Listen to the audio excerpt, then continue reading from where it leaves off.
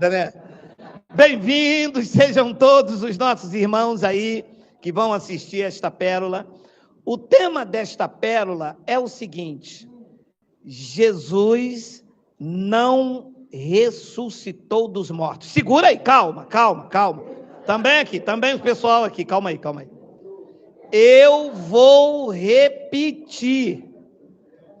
Jesus não ressuscitou dos mortos para o sistema religioso. Vocês não esperaram eu molhar o bico? Abençoados, é que eu não falo mal da igreja, eu quero que se entenda isto. Eu desperto para a realidade que as chamadas igrejas vivem. A igreja tradicional vive como se Jesus não tivesse ressuscitado ainda. Então, para eles, Jesus ainda não ressuscitou. Haja visto que há músicas aí fora dizendo assim: o homem da mão furada está andando no nosso meio. Haja visto que existe pessoas clamando por Jesus de Nazaré. Ora, se eu estou chamando Jesus de Nazaré, então ele está vivo? Ele não ressuscitou? Ora, eu tinha um apelido, como é comum aqui no Rio de Janeiro, do Brasil, em vários lugares, as pessoas têm apelido, mas tem um outro vulgo, né? Aqui no Rio de Janeiro, as pessoas me chamavam de Guber. Era o meu vulgo no mundo secular. Este Guber não existe mais. Ele morreu. Quem vive agora é o Geraldo. Por quê? Eu fui transformado pelo Evangelho de Cristo. Quando alguém grita Guber, eu nem respondo, porque ele não existe. Isto era a minha aparência secular, quando eu me envolvia com drogas, com bebida. Jesus de Nazaré era judeu. Aquilo era um véu que encobria sua verdadeira identidade. Lá dentro estava o Espírito.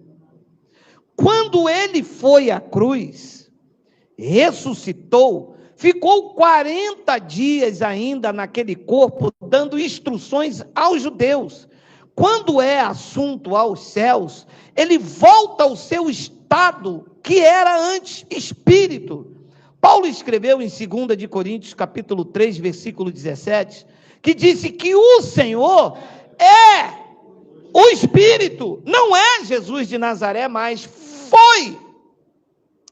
A igreja atual segue ainda a Jesus de Nazaré. E dizem assim: Jesus de Nazaré mandou batizar, e eu vou batizar também. Significa que para você, ele ainda não ressuscitou, porque você está fazendo as mesmas coisas que ele fez. Se ele fez, não era para você fazer. Ele fez justamente porque o povo judeu não tinha capacidade de fazer. Ele fez. Entendeu? Sim. Se fosse para você fazer também, ele não tinha feito. Os judeus estavam lá praticando a lei. Ninguém conseguia cumprir a lei. Se fosse para os judeus cumprir a lei, ele não tinha se submetido àquela vergonha, àquele escárnio. Eles deixavam eles cumprir a lei. O que é que ele fez? Ele foi e ele cumpriu a lei no lugar dos judeus que não poderiam cumprir. Por isso o tema, Jesus não ressuscitou. Um abençoado me disse: amanhã tem batismo na nossa igreja. Ora, se tem batismo na igreja de vocês, então Jesus não ressuscitou? Por quê? Porque o batismo de Cristo é aonde? Na cruz. Ora, se ele não ressuscitou, vocês precisam então lavar o pecado de vocês. Sim ou não? Sim. Se vocês estão se lavando nas águas, significa então que vocês têm pecado.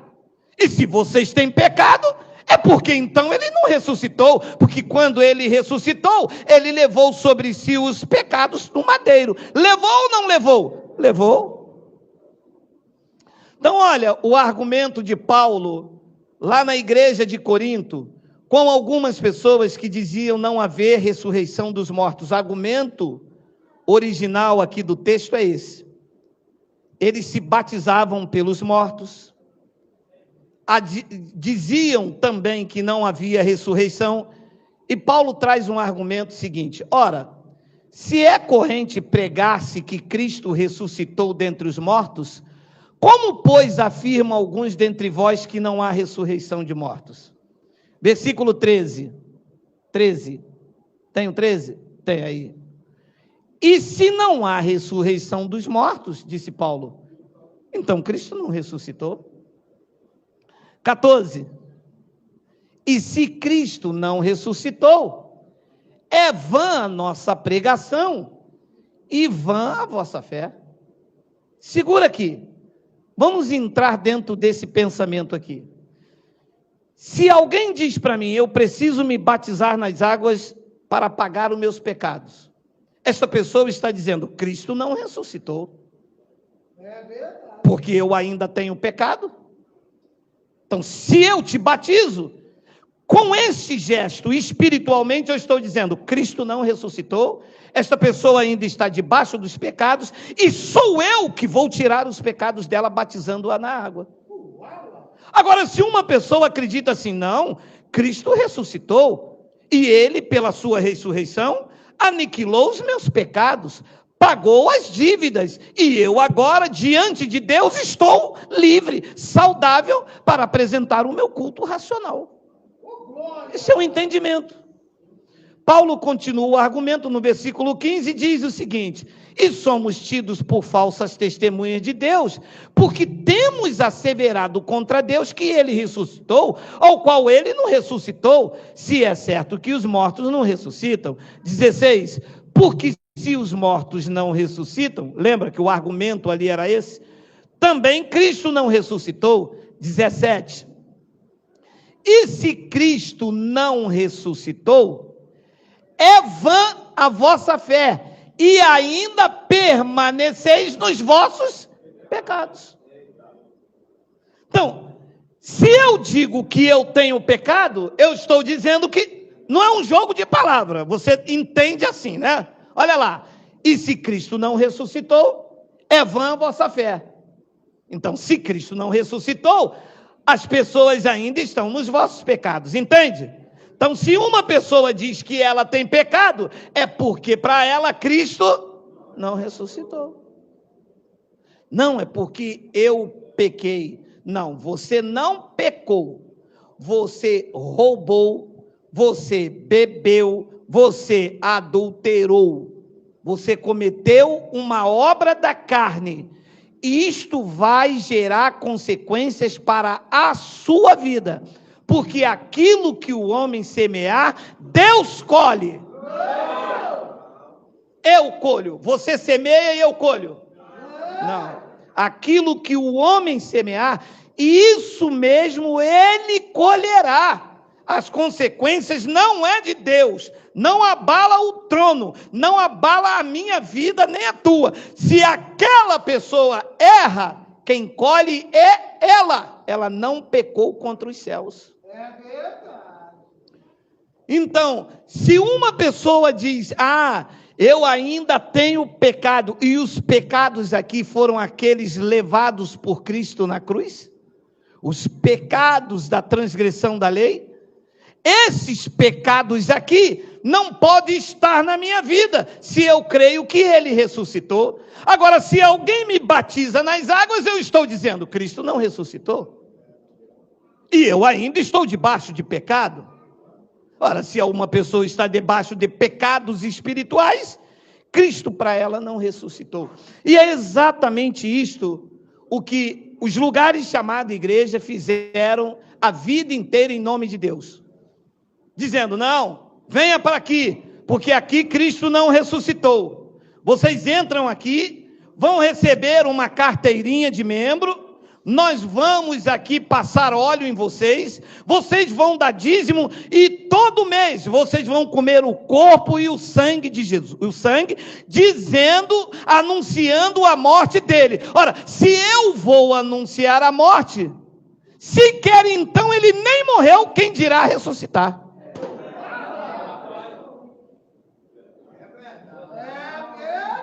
É isso que fizeram com o lugar chamado igreja.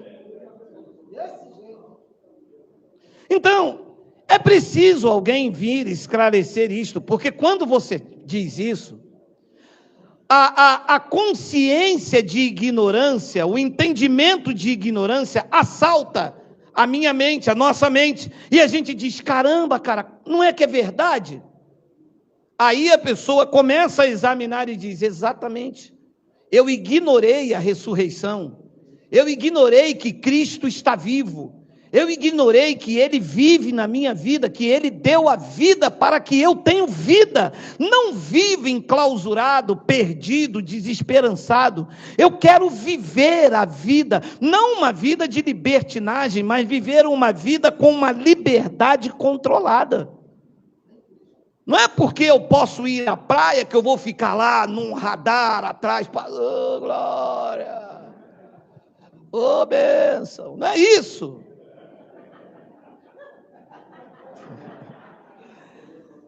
Abençoados, graças a Deus, porque Cristo iluminou os olhos do nosso entendimento.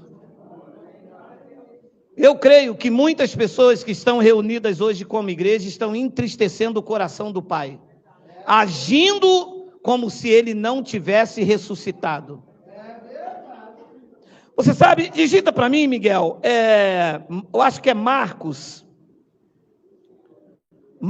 capítulo 2, versículo 18, Miguel, digita para mim, depois a gente continua aí nesse assunto, eu tenho 5 minutos ainda. Marcos capítulo 2, preste bastante atenção nisso aqui, olha só. Ora, os discípulos de João, você vê que era ainda o território da lei, né?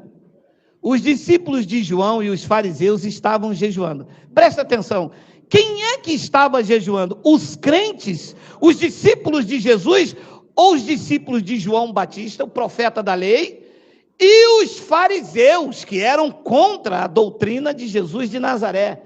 Eles estavam jejuando, sim ou não? Sim. Os fariseus tinham poder de Deus, comunhão com Deus, santidade de Deus. Se estavam jejuando, significava que o jejum era um preceito da lei. Vieram alguns dos discípulos e lhe perguntaram, por que motivo jejuam os discípulos de João e dos fariseus, mas os teus discípulos não jejuam? Significava que os fariseus e os discípulos de João ficavam sem comer, enquanto os discípulos de Jesus estavam no descanso. Era cavaca, broa de milho, cuscuz. Quem falou aqui aí, meu amado? João Almeida. Significava que enquanto isso eles estavam no descanso. 19. Respondeu-lhe Jesus, podem porventura jejuar os convidados para o casamento? Haveria um casamento e não era físico, seria espiritual, aconteceu na cruz. A aliança da lei estava no dedo direito, aqui ele era o noivo, na cruz passou para o dedo esquerdo, ele passou a ser o esposo, ele não aceita divórcio, a igreja casada com Cristo uma vez, está casada? Uala!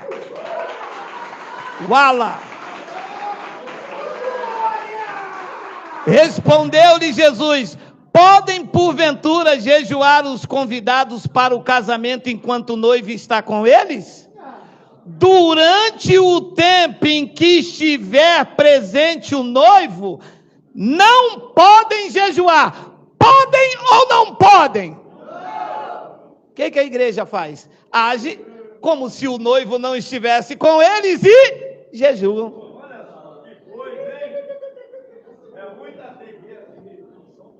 E aí, irmã? Estou num propósito de jejum. Então você não tem um noivo? Não, eu tenho. Mas quem tem um noivo, não pode. Quem aqui tem um noivo, diga ui! E quem tem o esposo, diga ualá! É, porque o noivo não está na casa todo dia. O noivo não sabe dos compromissos. O noivo não sente o cheiro do alho. Então o compromisso pode se desfazer ainda. Agora o esposo não. O esposo está junto. Na alegria ou na tristeza, na morte ou na doença. Eu até esqueci essas coisas.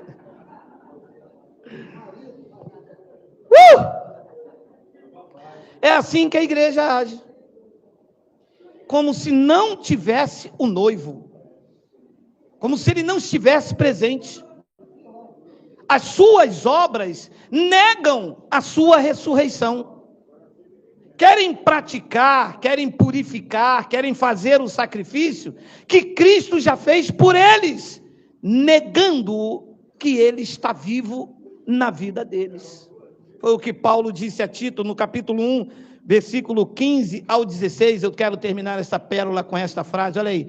Todas as coisas são puras para os puros. Todavia, para os impuros e descrentes, nada é puro, porque tanto a mente como a consciência deles estão corrompidas. Olha o que diz o 16. No tocante a Deus, professam conhecê-lo. Entretanto, leia, o negam por suas obras. É por isso que são abomináveis, desobedientes e reprovados para toda boa obra, que não é a obra da lei, é a obra da graça preparada por ele de antemão para que andássemos nela. Professam conhecê-lo, mas o negam por suas obras. Eu conheço a Deus, eu conheço a palavra, eu vou me batizar e vou jejuar. Você diz que conhece, mas essas suas obras está negando a sua ressurreição, porque na sua ressurreição ele já te batizou. Na sua ressurreição você não tem que jejuar, porque o jejum caracterizava tristeza, luto, e quem tem o esposo não está triste, está feliz, alegre, porque tem a provisão do cabeça da igreja, que é o Cristo ressuscitado. Negar isso é viver uma vida religiosa com rudimentos fracos e inúteis, que nunca aperfeiçoa. Viver o entendimento da graça é viver seguro, tranquilo e sem temor do mal. Eu sei que eu não posso me perder espiritualmente, mas nem por isso eu faço dessa minha segurança uma libertinagem para dar mau testemunho. Pelo contrário, como eu dou testemunho de uma vida reta, de temor no Espírito Santo, a minha conduta mostra a todos quanto possíveis que é possível viver em retidão, em honestidade e com caráter cristão, para que assim como a graça entrou na minha vida, entre também na vida dos outros. Cristo para vocês está vivo, ele ressuscitou, ele vive eternamente, não habita mais nos tempos, habita na tua vida e faz de você uma pessoa muito melhor. Assim é? Glória a Deus. Graças a Deus, chegamos ao final de mais um vídeo. Eu espero ter te instruído com as verdades do Evangelho. Rompa com o sistema religioso. Aprenda a reinar em vida e viver em perfeita vitória.